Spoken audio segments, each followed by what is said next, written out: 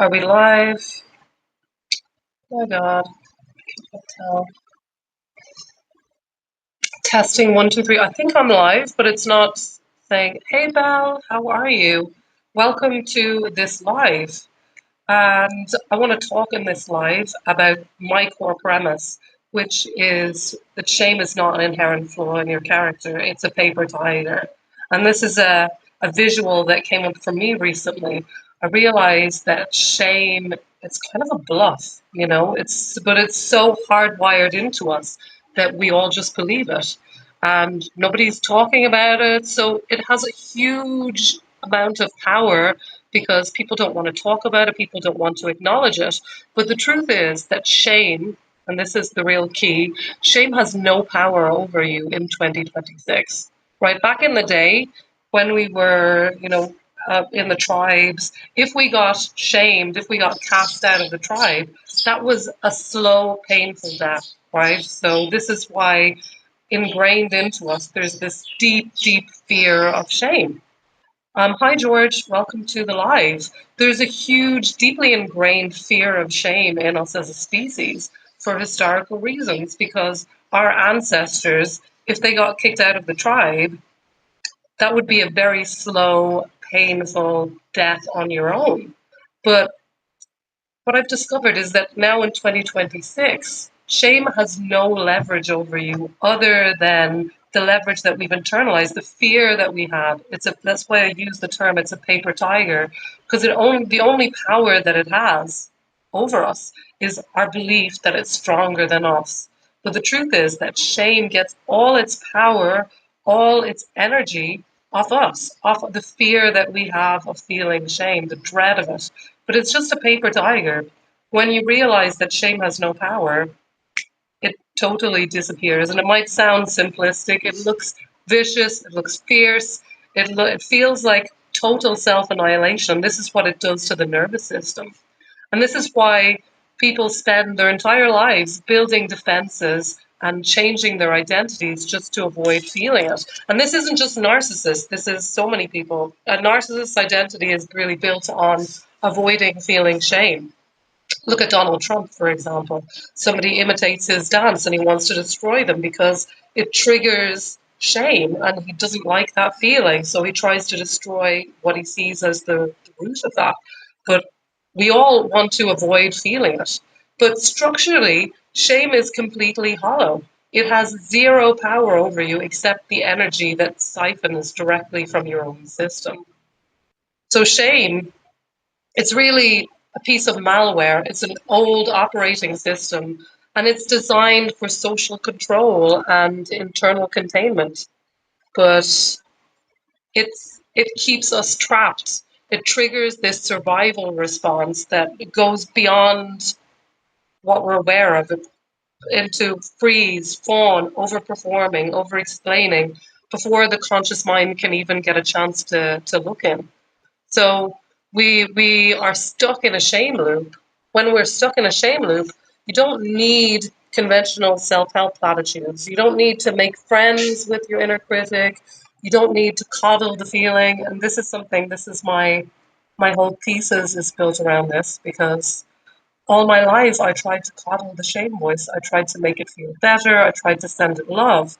But what I discovered is that the only effective way of dealing with the shame voice is the same as you do with the narcissist. You stop feeding it.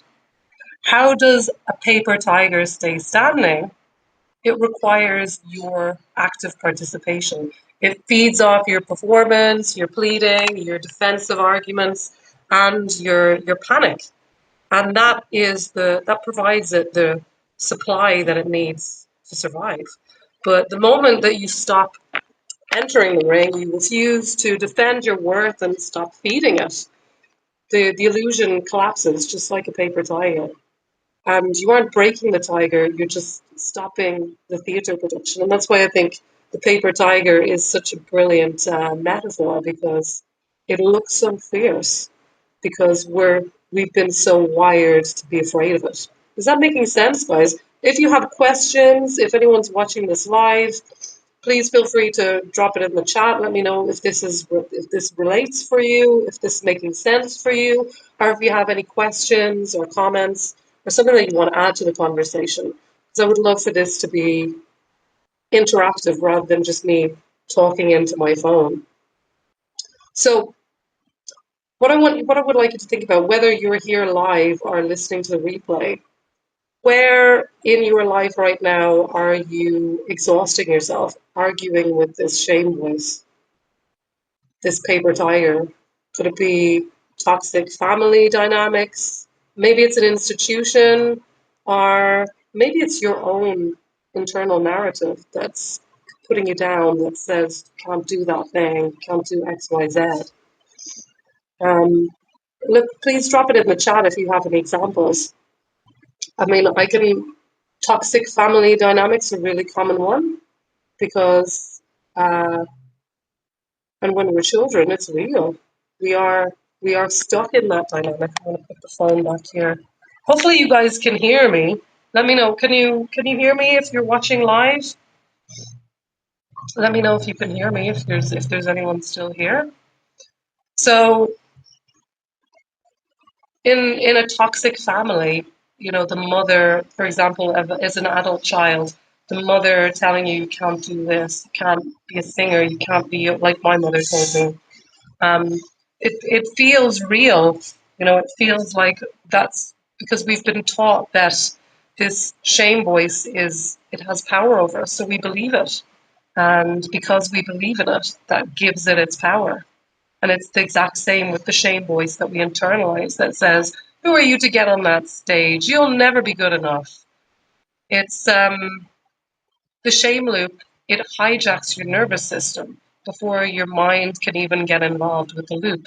And this is why we need to interrupt it. We need to stop trying to argue with it or defend or fight it. We need to actually interrupt it. And if anyone's watching the live, if you drop the word tiger, I've just created.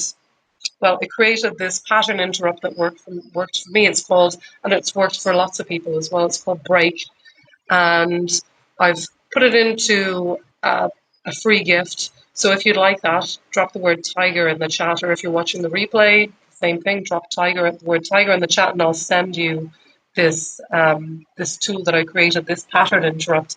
And people have used it. One lady, it really works for me, but one lady, she saw me on a podcast about maybe a year ago now. And she had a very active shame voice as well. And she started using it. She started putting it, she learned it, she memorized it, and she started using it. And it really worked for her. She said that it actually changed her life. And I have had sessions with her as well. So we need to, when we're working with shame, we need to interrupt the shame when it comes, when the pattern when it starts taking over your nervous system.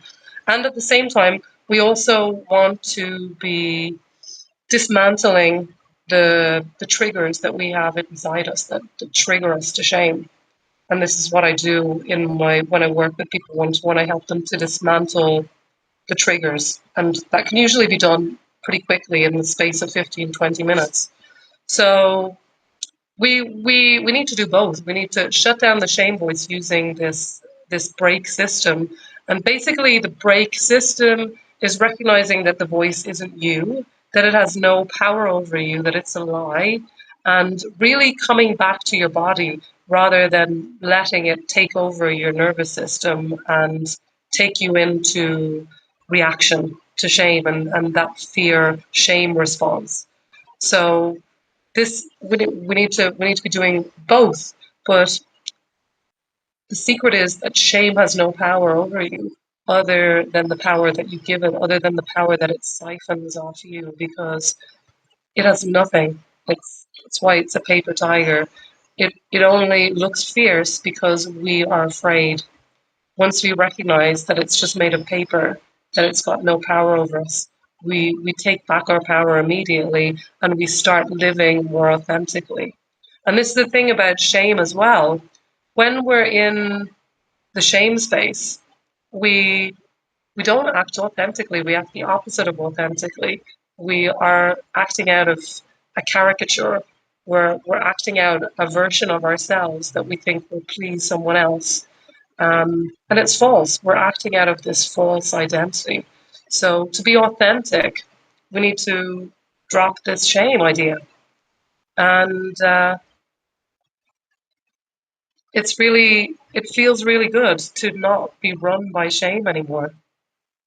So I'm running my first cohort of my 6-week program, which is called Reclaim Your Shameless, where I'm going to be taking people through and really helping people to install this break pattern interrupt for different areas of their life. And also I'm going to be helping them, recognize the roles in toxic family and where this shame has come from, so that we can really dismantle it from the inside out. Because only then do we have a chance to create a world that's better, not just for us individually, but also for us collectively as a group.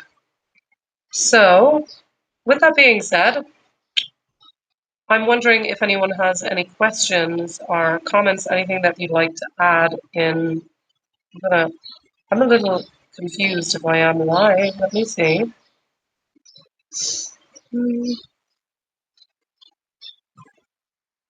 Okay. So, if nobody has any questions, I think I'm going to end the live here. This is my first time doing a live on the phone, so I'm still learning the ropes here. And I can't even see an exit button. But this is your exit. If you're looking to get out of shame, if you're starting to recognize from my work or from other things that you've been reading here on Substack, that shame is really the key that's holding you back in your life, this is your exit right here. This is your sign. You don't need to be run by shame anymore. You can take back your power from it. And it just requires that decision. It requires a decision, because while the operating system of our current reality is basically embedded with shame everywhere, and that gets reinforced everywhere. So the longer you operate out of shame, the more you reinforce that idea. So I believe that I am stuck here. I'm trying to stop the. I don't see any button.